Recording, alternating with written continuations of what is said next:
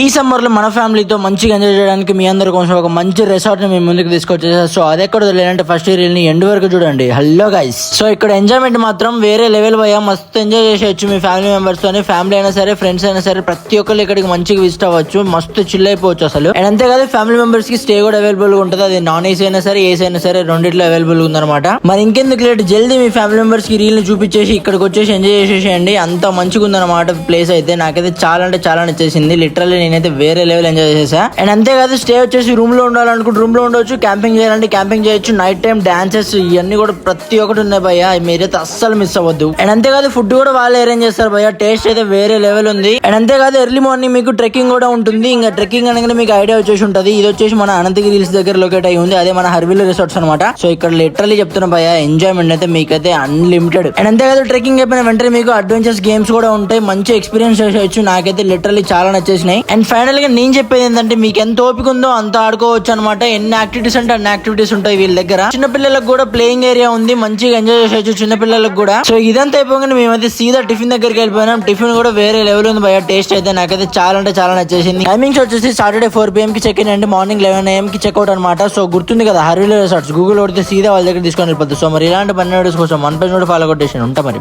Bye.